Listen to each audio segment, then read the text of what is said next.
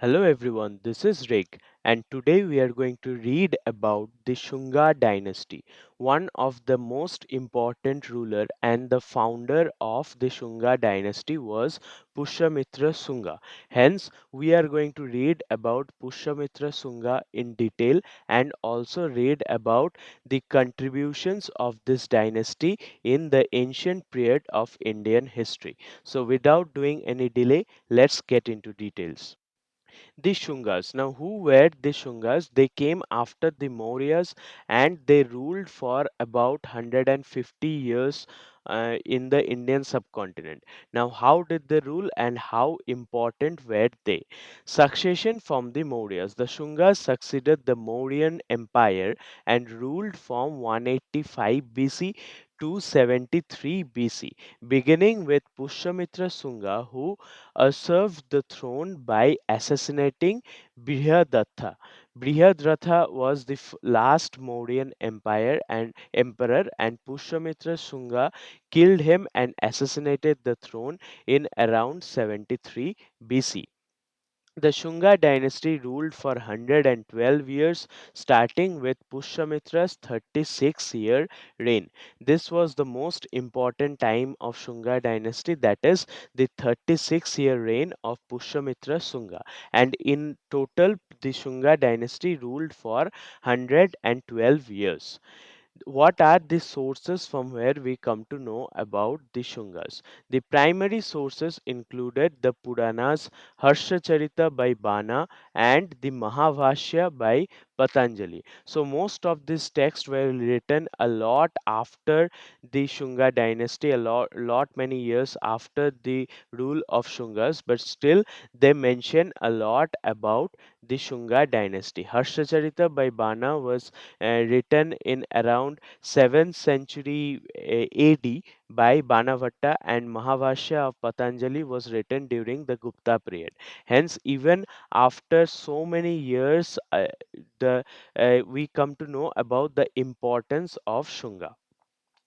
Now, historical context. Pushyamitra's rise to power is documented in texts like Harshacharita and Yoga Purana, highlighting the dissatisfaction with the Mauryan rulers. So, last of the Mauryan rulers were not at all capable, and after Emperor Ashok, the Mauryan dynasty began to crumble because of inefficient administration and weak successors. So, because of being irritated or frustrated by the weak rule of the later Mauryas, there was a dissatisfaction among people, and that was used as a fuel for Pushyamitra Sunga's rise.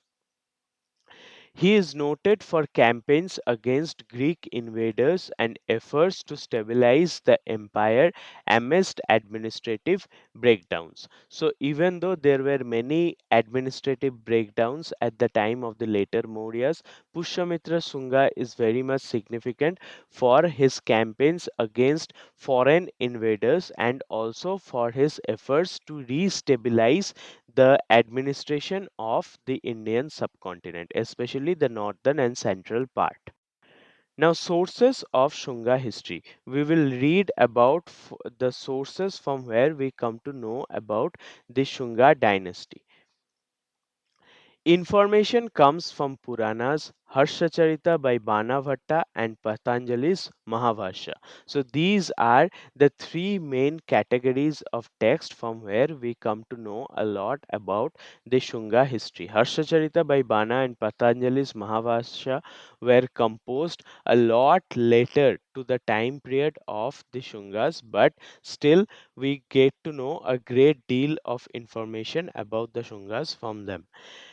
Jain texts like the work of Merutunga provide insights into the Shunga history, including sacrifices and conflicts. So in the Jain test like that of Merutunga, we come to know a lot about Shunga history, and there a lot of things about Brahmanical rituals like sacrifices are also written, and it is the same text from where we come to know about how Pushyamitra Sunga defeated the Yavanas, that is Greek invaders, and also subdued many revolts within his own empire itself.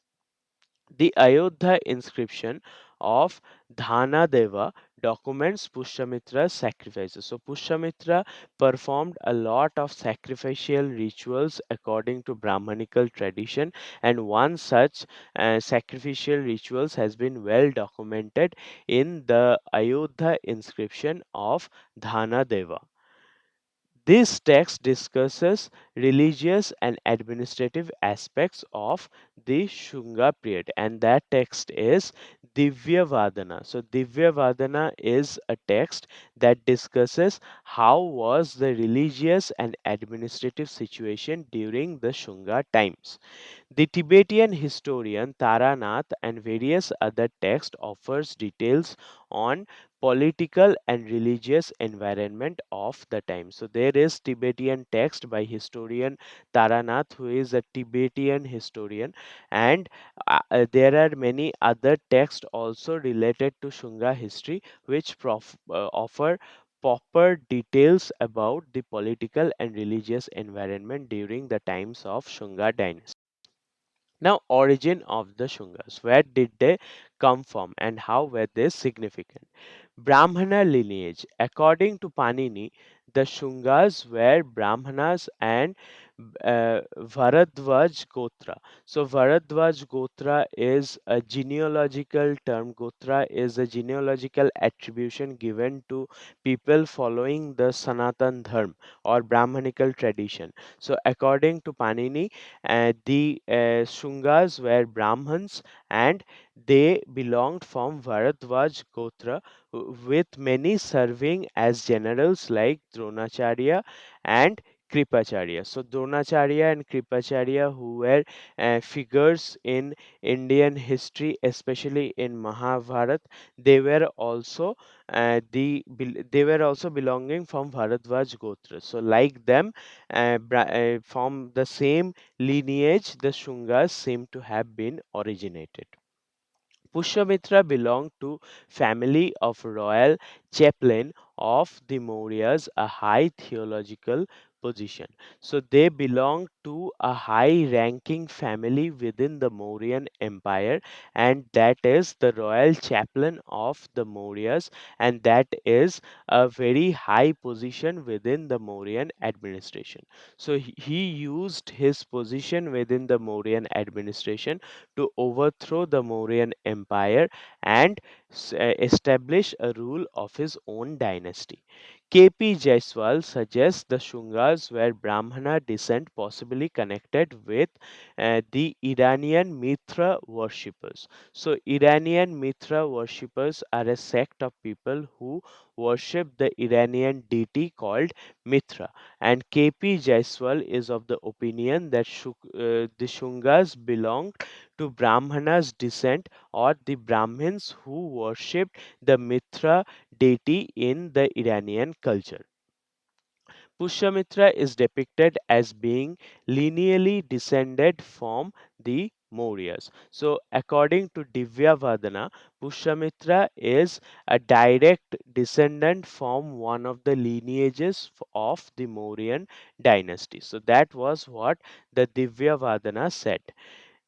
Scholars like Rapson and Keith provide various theories on Shunga origins, including their ties to Brahmana and foreign ancestry. So, there are many controversies regarding the real origin of Shungas, but they were Brahmins, that is to be confirmed, and also there might have been some foreign influence in their genealogical origins. Now, who was Pushyamitra Sunga and why is he so much important in ancient Indian history? The reign and ascendancy. Pushyamitra ruled for 36 years and he is noted for ascending the throne after assassinating Brihadratha. Brihadratha was the last of the Mauryan Empire. He was assassinated by Pushyamitra Sunga, who ruled for 36 years. He took measures to strengthen the central administration facing significant challenges. As so, he took a lot of measures to strengthen the weak administration at the time of later Mauryas, and thus he faced a lot of challenges, including challenges from foreign invaders. Therefore, he was a very capable administrator and he revived the administration system in the whole of Indian subcontinent, especially the northern and central part at that point of time. He led campaigns against Yavanas and re-established control over key regions. Yavanas are supposed to be the Greek invaders who tried to invade India at the time of Pushyamitra Sunga, and he led campaigns. Pushyamitra Sunga led campaigns against the Yavanas and re-established his total control over the key regions. He supported the Brahmanical traditions, performed Ashvamedha sacrifices. So the Brahmanical traditions were very much given importance by Pushyamitra Sunga, which had by that point of time lost its significance, and he also performed Ashvamedha sacrifices. Historians like V.S. Smith and R.C. Majumdar on his rule uh, and conflicts with Kharwell and other invaders. So we get differences in the opinions of a lot of esteemed historians, and but they all provide insights on his rule, especially V.S. Smith and Dr. R.C. Majumdar, and also we get to know about his conflict with Kharwell and other invaders. Now, Yavana Wars. How did he defend his kingdom against the Greek invaders?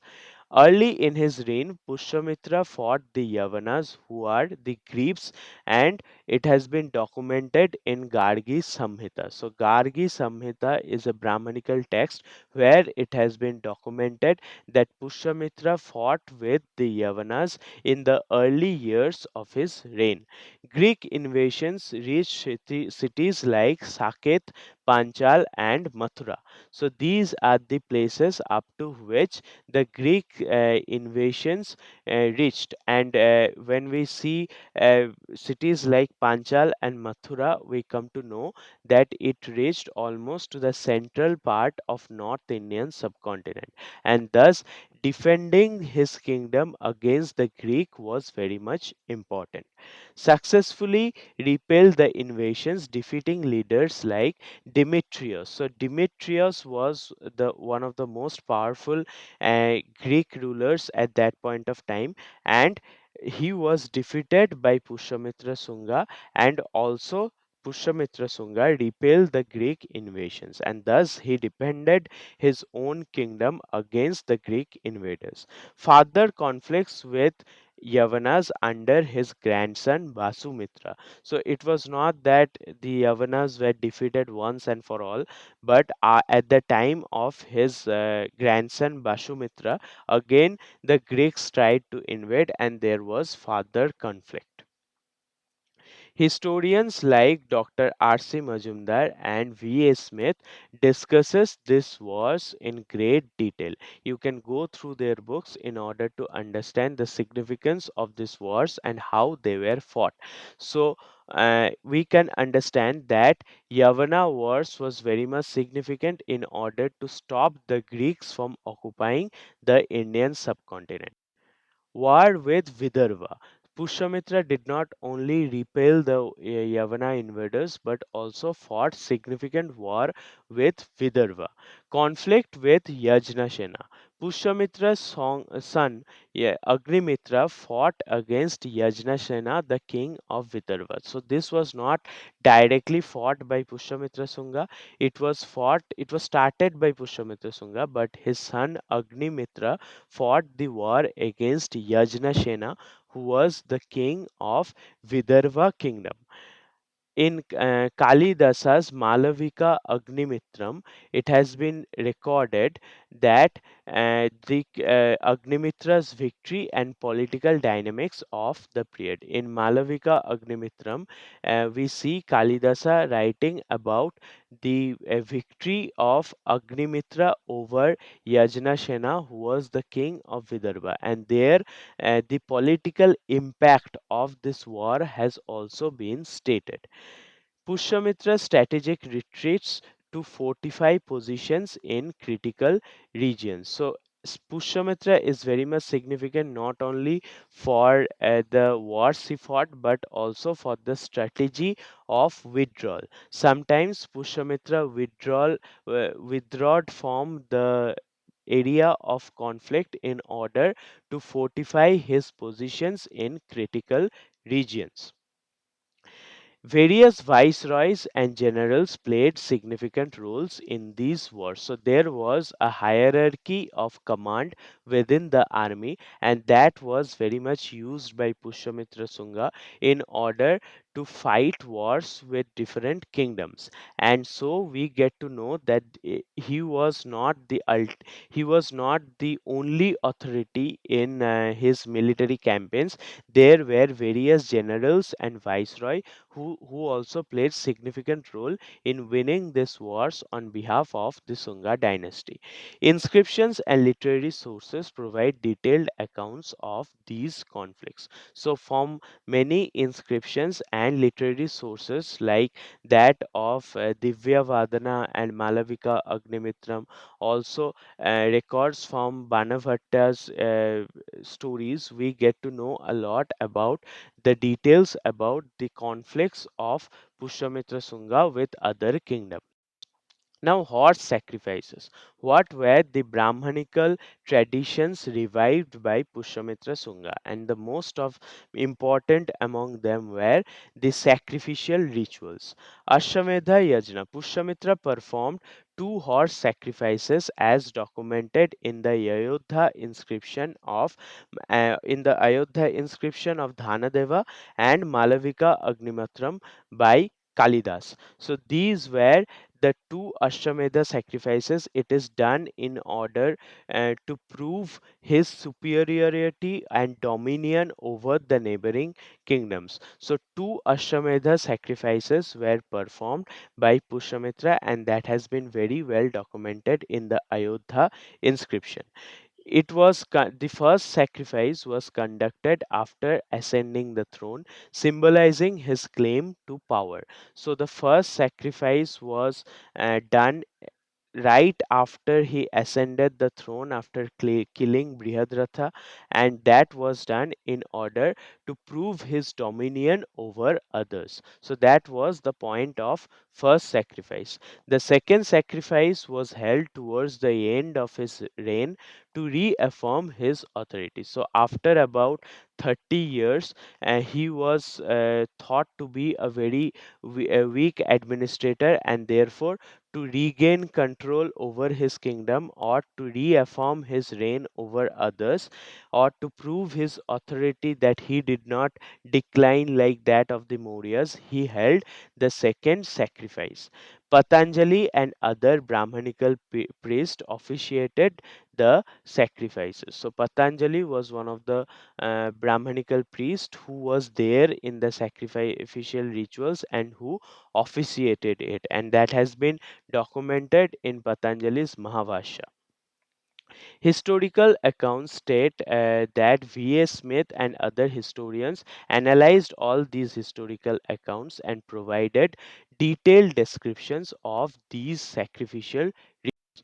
Now, Pushyamitra and Buddhism. What was his equation with the Buddhist religion? As we know, during the Mauryan times, the Buddhism religion received royal patronage and became very important, especially at the time of Emperor Ashok. Now, what was the status of Buddhism in the reign of Pushyamitra Sunga? Persecution claims. Buddhist texts like Divya Vadana accuse Pushyamitra of persecuting Buddhists. So it is true that Pushyamitra did not patronize the religion of Buddhism, but Divya Vadana, which is a Buddhist text, exaggerate it to such an amount to show that Pushyamitra was a persecutor of Buddhists. Scholars like N.N. Ghosh and R.S. Tripathi distribute the extent of persecution, suggesting that it may be exaggerated. So, we do not find any archaeological archaeological evidence of Buddhist persecution, or neither do we find any uh, evidence of Buddhist persecution in any other text other than the Divya Vadana, which is a Buddhist text. So it is highly debatable whether any real persecution took place or not. So this may have been exaggerated in Divya Vadana. Remains of Buddhist monuments and inscriptions from Pushyamitra's time. So, in Pushyamitra's time, we find a lot of remains of Buddhist monuments and inscription, and that proves to the fact that Pushyamitra was a tolerant ruler, even though he may not have patronized Buddhism up to the extent of what Emperor Ashok did, but still we cannot say for a fact that he persecuted the Buddhist. Pushyamitra's support for Brahmanism and revival of Vedic religion, of Vedic rituals. So it is significant that Pushyamitra turned the royal patronage from Buddhism and invested it in the revival of Brahmanism, which was lost during the time of the Mauryans. Hence, Pushyamitra definitely supported Brahmanism, but it cannot be said that he persecuted Buddhists, because we do not find any evidence of persecution from any text or archaeological sources other than the Divya Vadana, which is a Buddhist text. The decline in state patronage for Buddhism during his reign. So he did not provide any patronage or financial support to Buddhism, and he diverted those royal resources to the establishment and revivalism of Brahmanism. Now, successors of Pushyamitra. Who were the successors of Pushyamitra Sunga who held or took care of the dynasty after Pushyamitra? Immediate successor was Agnimitra, who succeeded Pushyamitra, ruling for 8 years. And it was at this time he fought an war with Vidarbha and defended his kingdom against Vidarbhan aggression. So, Agnimitra was supposed to be, or he probably was, the son of Pushyamitra, and he ruled for 8 years immediately after Pushyamitra Sunga, followed by rulers like Sujiestha and Sumitra as documented in the Puranas. So, in the Puranas, we get names of rulers like Sujiestha and Sumitra who ruled after Agnimitra. There were political challenges, internal and external challenges faced by the successors. So there were many internal conflicts, internal revolts, and also foreign invasions, especially by the Greek forces, and that was faced by the successors of Pushyamitra. Decline of the dynasty. The dynasty weakened under later rulers like Vasujesta.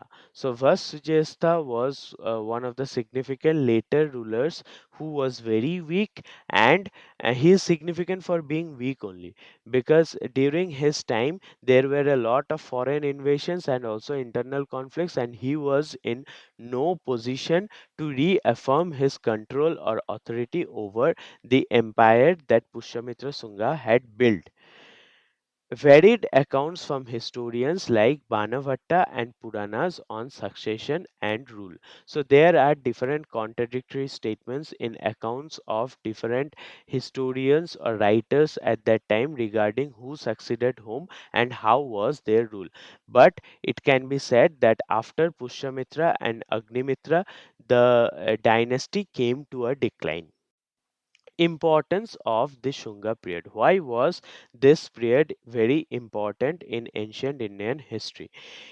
Political stability. This was a period when re-establishment of political order was done after the decline of Mauryan Empire. So, from the time after Emperor Ashok, the Mauryan Empire came to a decline, and at the time of Pushyamitra Sunga, many years after Emperor Ashok, it was for the first time that there was political stability. It marked a significant period of Brahmanical resurgence. The revival of Brahmanism was very much significant because, due to the patronage of Emperor Ashok to Buddhism, there was a decline in Brahmanican philosophy and faith. Successfully repelled Greek invasions, securing northern India. Pushyamitra Sunga repelled the invasions by Demetrius, who was a Greek ruler, and thus he secured his power and authority over the whole of northern India. Trade and agricultural activities flourished during the time of Shungas. So this, since there was political stability, hence it can be assumed that there was a stability in agricultural activities and commercial activities altogether. He set the stage for later rise of the Gupta Empire. So this political stability during the time of Shunga and the role of Pushyamitra Sunga played as a role model for revivalism of administration and commercial structure within an empire. Thus, it set the base in which great empires like the Gupta Empire was built upon. Shunga art. What was the importance of Shunga period in the art and culture of Indian subcontinent? We will discuss in the respect to Shunga art. There were architectural innovations, development of wooden railings for Buddhist stupas like those at Varut and Sanchi. So there was a Buddhist stupa which was built or modified by Emperor Ashok in Varut and Sanchi, and these stupas were further enhanced or decorated or protected using wooden railings at the time of Pushyamitra Sunga. So he definitely patronized the Brahmanical tradition, but he also was very much tolerant towards the Buddhist traditions like building and development of stupas. He constructed elaborate stone gateways and pillars richly decorated with carvings. So the toranas of the stupas or gateways of different temples were constructed during his times, and it was very much richly decorated with intricate carvings showing different stories of Indian culture. Depiction of scenes from the life of Buddha and other legends on pillars and gateways. So, in the gateways and pillars, which was built at the time of Shunga, there was depiction of lives of Lord Buddha, and other tales like tales from the Jatak were carved into those pillars and gateways, and thus we get to understand how important role, how much of an important role he played in depicting the stories regarding to the life of Lord Buddha. Sculptural techniques. Advances were there in sculptural techniques, including detailed reliefs and decorating and decorative motifs. So sculpture during this time was very much delicate, and there was an advancement in its finery, and that can be seen from the detailed reliefs and decorative motifs during the time of Shungas. Blend of indigenous and Hellenistic art forms was very much significant, where he blended the techniques and art forms of Greek and Indian traditions. Thus, he is noted to reflect the diverse influences of the period. Now, how was the Shunga culture? Religious practices was very much different from that of the Mauryas, because there was a revival of Brahmanical rituals and ceremonies, including sacrificial rituals like that of the Ashvamedha Yajna, uh, where he performed a great sacrificial rituals, hot sacrificial ritual, in order to reaffirm his control over the empire, and that too he did for two times.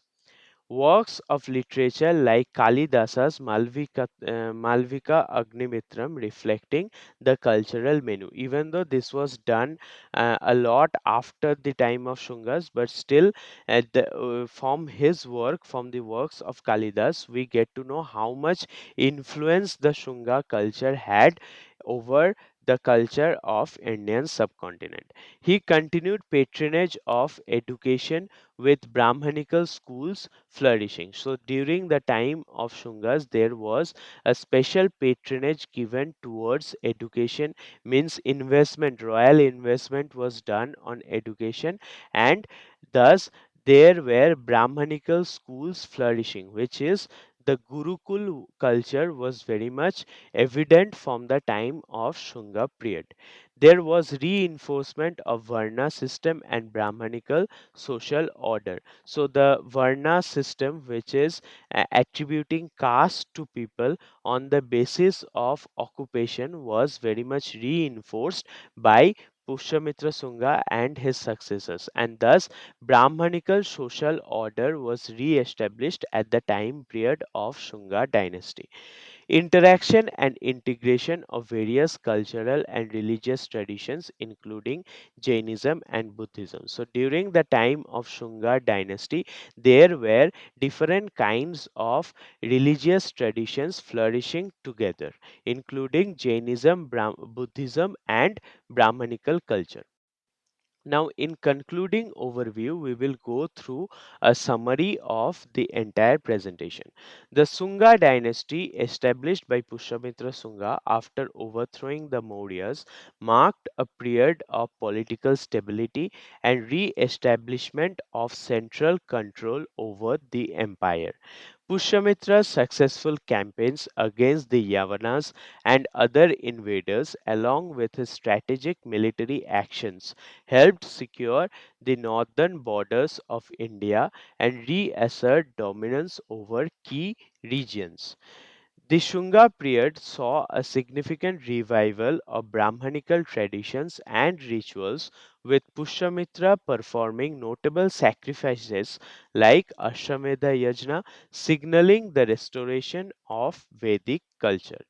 This era was marked by remarkable developments in art and architecture, including the construction of stone railings, gateways, and stupas, which reflected a blend of indigenous and Hellenistic influences.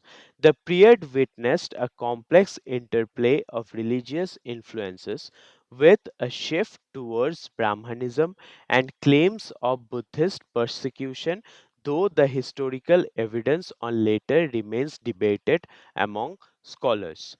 The Shunga rule contributed to economic growth through enhanced agricultural activities and trade, while reinforcing the Brahmanical social order and the Varna system. The Shunga dynasty played a crucial role in shaping the cultural and political landscape of ancient India, laying the groundwork for subsequent dynasties like Guptas and leaving a lasting legacy in Indian history. So that is how importance was given to Brahmanical tradition and political stability, along with proper commercial activities at the time of Shunga dynasty. you have learned everything that is there about Shunga history in great detail. So please support me so that I can bring brighter contents in future. My contents will help you not only if you are a student of history, but also if you are willing to give competitive exams like the Indian Civil Services. So please follow me for more contents in great detail. With your love and support, I hope to bring brighter contents in future. Thank you for your love and support.